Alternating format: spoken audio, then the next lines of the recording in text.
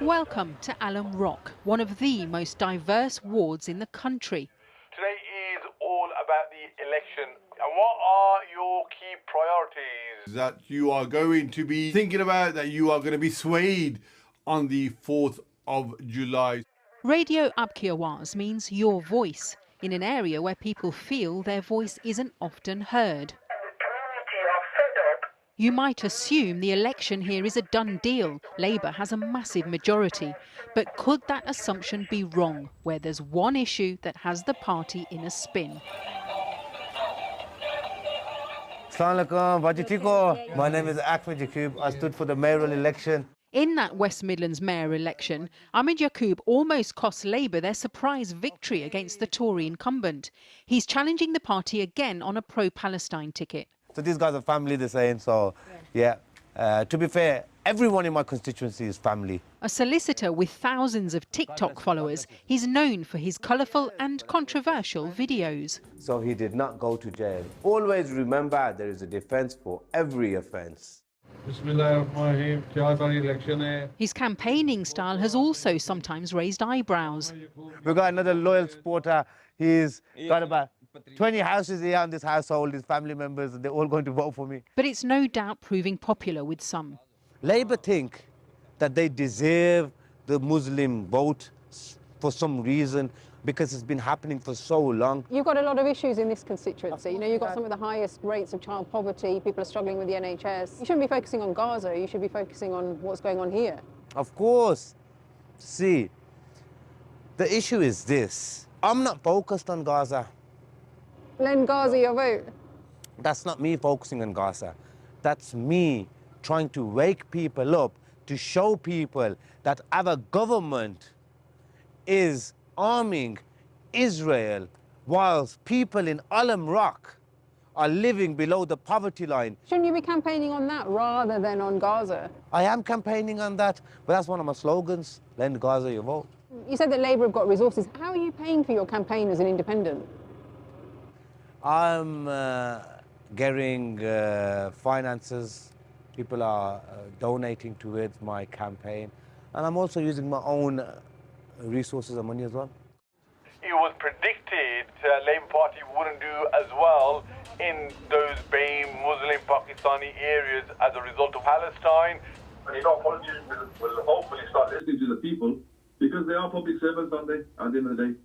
On the face of it, this area is rock-solid Labour, with a majority of more than 28,000.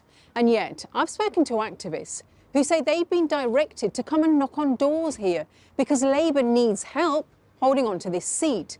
And it's not the only constituency that's been described as a battleground. Others are in Leicester, Greater Manchester and London. They're all areas with significant numbers of Muslims. Labour is worried about losing their votes.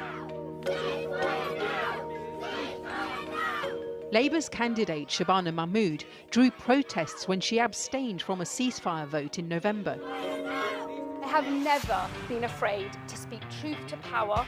The party has since changed its stance, but Ms Mahmood admits they need to win back the trust of Muslim voters. She declined to be interviewed, but told us she wants to put the voice of Brummies at the heart of a Labour government. So, no chai de do? No chai.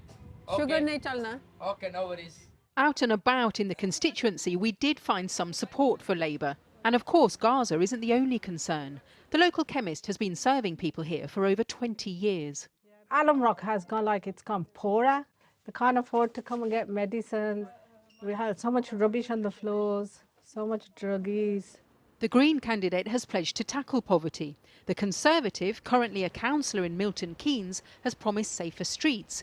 We wanted to speak to her, but the party didn't come back to us. We don't want a Trojan horse effect where states that are our enemies are planting people here. So we need to know who they are, and we need to know that they want to contribute. Yeah, they are contributing, I mean, especially in this area. Meanwhile, Reform are trying to persuade these independent supporters that immigration is the most pressing issue.